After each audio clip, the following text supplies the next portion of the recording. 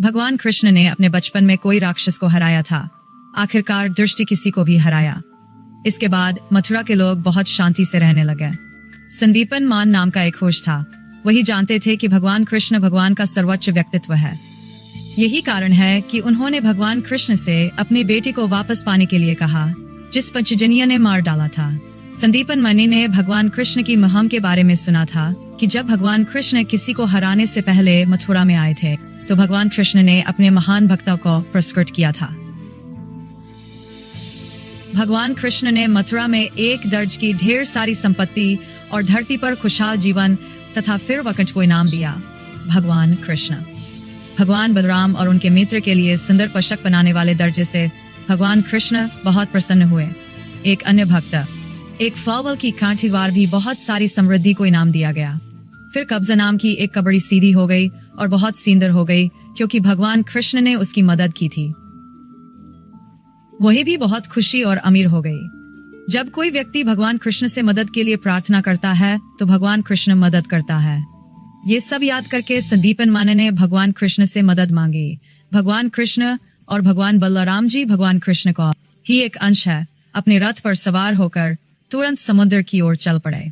समुद्र तट पर पहुंचकर उन्होंने समुद्र देवता से संदीपन मनिया को वापस करने के लिए कहा। भौतिक दुनिया में पुत्र देवता भगवान कृष्ण का भक्त है। देवताओं के उनके महान पुण्य कर्म के कारण ही उच्च पद प्राप्त होते हैं। इसलिए समुद्र देवता ने तुरंत भगवान कृष्ण को बड़ी विनम्रता से प्रणाम किया। हाँ प्रभु, कुछ समय पहले आपने संदीपन के पात्र को डुबा दिया था। मैं आपको आदेश देता हूँ कि आप उसे लौट दो। सेगर देवता ने उत्तर दिया, लड़के थे। वास्तव में ये मेरे द्वार नहीं बल्कि एक राक्षस जिसका नाम पुखजनीय है द्वारा पकड़ा गया था। ये महान राक्षस आमतौर पर गहरे पानी में शाखा के आकार में रहता है। पुणे के पात्र संभावित राक्षस के पेट में हो सकता है जैसे उसने खा लिया है। यह सुनकर कृष्ण गहरे पानी में उतार और राक्षस 25 जनों को पकड़ लिया। उन्होंने उस मौका पर ही हरा दिया, लेकिन संदीपन का बेटा उसके पेट में नहीं था। इसलिए उन्होंने शाक के आकार के राक्षस को पकड़ लिया और अपने रथ समुद्र तट पर वापस कर दिया। वहां से वो मृत्यु की देवता यमराज के निवास के लिए चल पड़े। अपने भाई बलराम के साथ कृष्ण वहां पहुंचे और अपनी शाख बजाए। कंपनी सुनकर यमराज प्रकट हुए और उन्होंने श्री कृष्ण को पूरे सम्मान के साथ प्रणाम किया।